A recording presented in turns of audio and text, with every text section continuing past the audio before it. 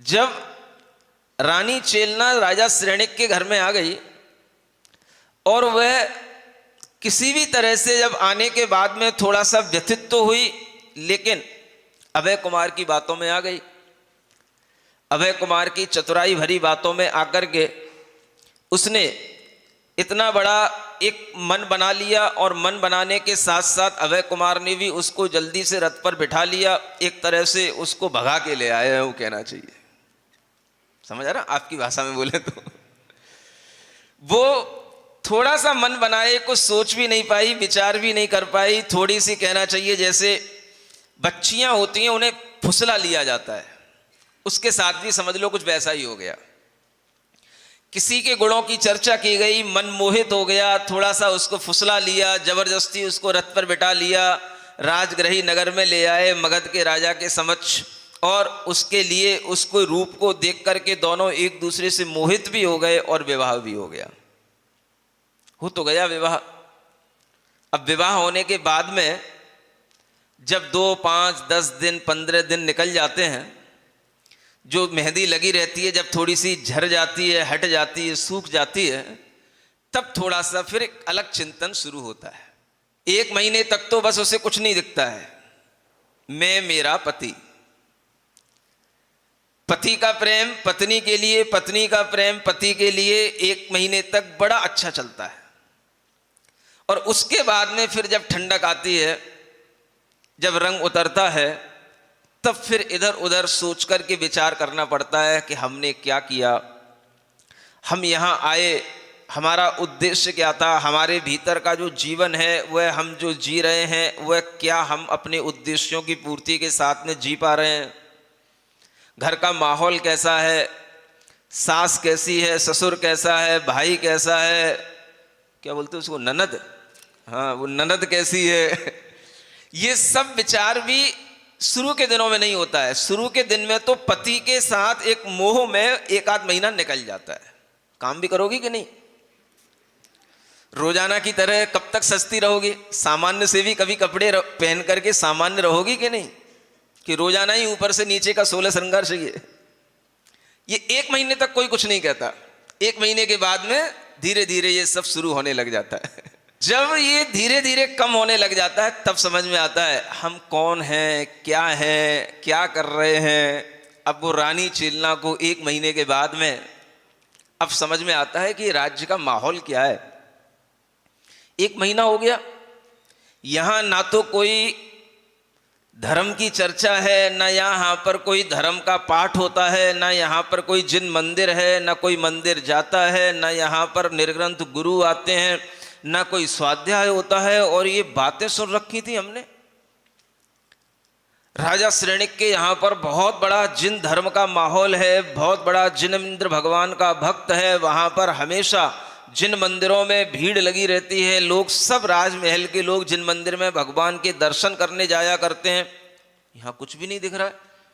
1 महीना आए हो गया, कोई मंदिर का नाम ही नहीं लेता है, किसी ने पूछा तक नहीं, चलो बहू आज मंदिर चलें, कोई मंदिर ले जाए। जब उसने पूरे महल का माहौल देखा और उसमें कहीं पर भी ना राजा के मन में जिन धर्म की भावना देखी, ना किसी के मन में देखी, तब उसके मन में पीड़ा उत्पन्न होने लग गई।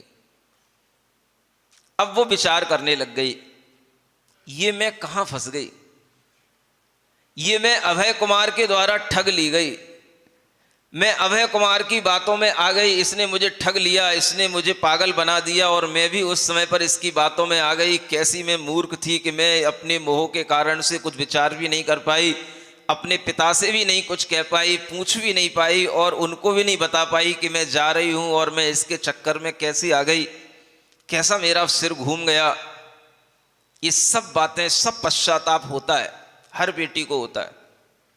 जो बेटी बिना बताए पिता को, माँ को घर से दूर जाकर के किसी भी तरह से विवाह आदि कर लेती है, उसके लिए 15 दिन बाद, महीने भर बाद ये विचार आना अवश्य शुरू हो जाता है।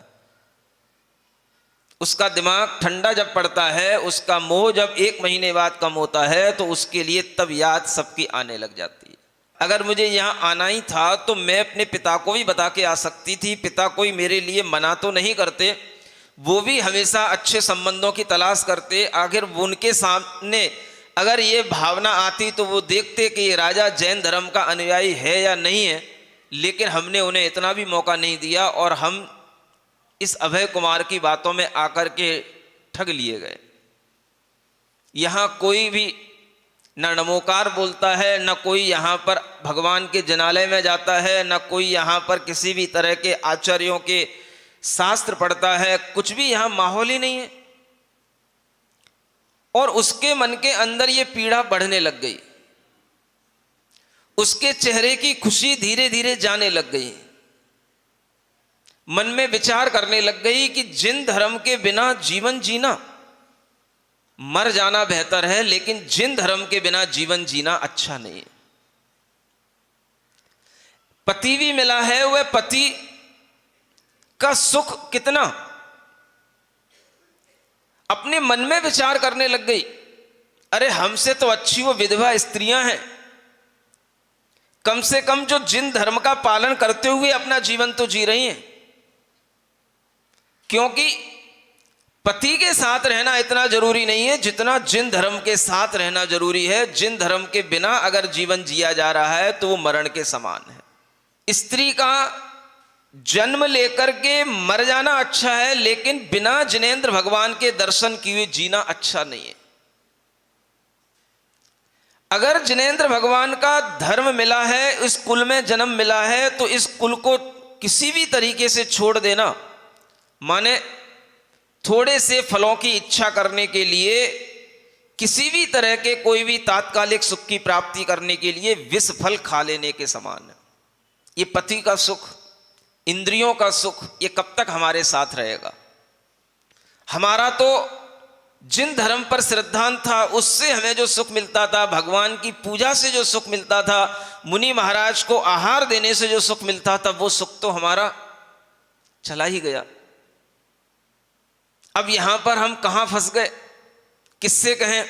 विचार करती है कि मेरी श्रद्धा का फल ये कैसा मुझको मिलने लगा। कुछ बेटियां ऐसी भी होती हैं कि जो जब दूसरे किसी भी धर्म में चली भी जाती हैं उसके बाद भी तड़पती हैं, और ऐसी भी बेटियां कई मेरे सामने आती हैं, मेरा विवाह तो हो गया इनसे, लेकिन हमारे घर में हमारे पति, घर के लोग हमें अपना धर्म किसी भी तरह से करने के लिए कोई परेशानी पैदा नहीं करते। महाराज, आप हमें थोड़ी सी धर्म की राह पर लाने के लिए हमें कुछ समझाओ, हमें कुछ बताओ कि मैं कैसे फिर से अपने धर्म में स्थित रह पाऊं। ऐसी भी बेटियां होती हैं।